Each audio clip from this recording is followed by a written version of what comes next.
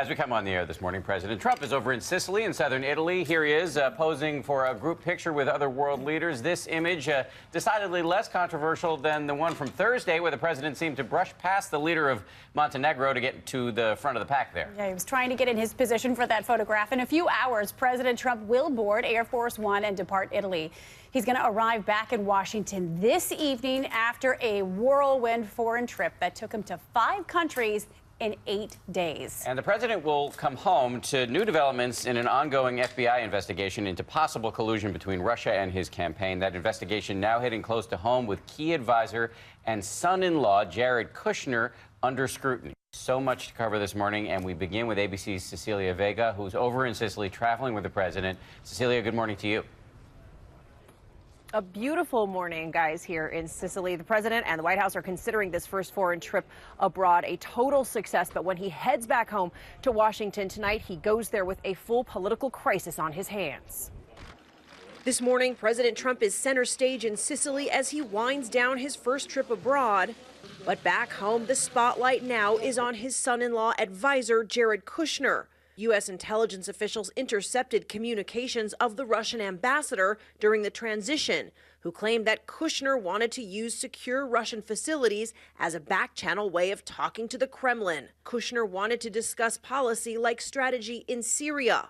And he's very good at politics. But sources tell ABC News Kushner's contacts with the Russians are a focus of the FBI's investigation into Moscow's election meddling.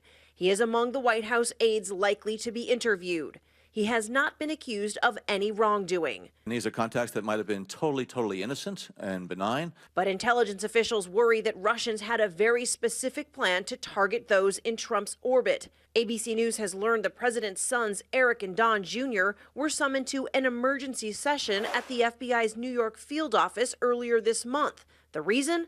A warning that foreign hackers were trying to compromise Trump Organization computers. For now, all of this still a world away for the president, at least for a few more hours. Now, all of this controversy about Russia has the White House considering a change in strategy. We're told that when the president lands back in Washington, they're looking into a communications team shakeup, perhaps fewer press briefings. Dan and Paula, they are also now looking at creating a rapid response team to push back on all of these Russia allegations. They've got a lot of work on their hands when they touch back down in Washington later tonight, guys. And Cecilia, great job reporting. Safe travels back. We're just going to go out on a limb and say that you haven't grown tired of that backdrop. I'm going to stay here. Sorry, bye. Going on vacation. No, please come back to D.C.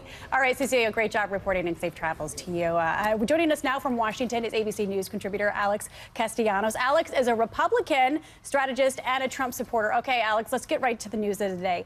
Isn't there reason to be skeptical of this unconfirmed report proposing a secret channel of communications? After all, Russians are known for conducting miscommunication campaigns, and the Russian ambassador was discussing this matter on a channel, Alex, that he would have reason to believe might be monitored by the U.S. Well, that's one of the many strange things about this story. It's a little bit like standing on the corner with a bullhorn saying, we need to have a secret meeting. It's not what you do. You don't use the very communications you think are compromised to set up an alternative. So that is strange. Now, why would this have happened?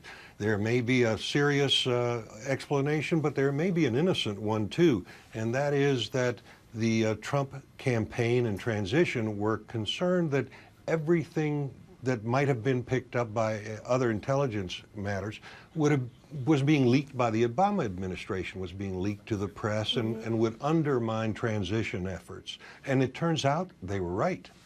Alex, but let's put today's story in context, though. If you consider this new information in light of what we already know, that Donald Trump has consistently praised the Russians while criticizing our allies, that his advisors have gotten into hot water for failing to report meetings with the Russians, that there are reports that the president allegedly demanded a loyalty oath from the FBI director who was investigating Russia, and that the president admitted that Russia was on his mind when he fired James Comey. When you take all that together, are Trump's critics wrong when they say that there appears to be some smoke here?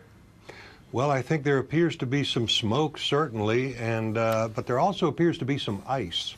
Remember, this is also the president who sent 59 Tomahawk missiles to Russian-supported military installations in Syria.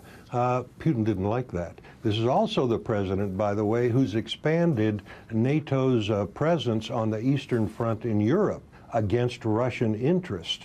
So, and by the way, there's an American battalion there now. So there's both smoke and there's ice here. Donald Trump's style, we've learned, uses two hands. You know, part of it is an embrace, part of it is a threat. It's a hug and a hammer. We see this with Donald Trump all the time. Alex Castellanos, thank you very much for your analysis on this Saturday morning. We really appreciate it, and happy holiday weekend to you. Thanks, Alex. Okay.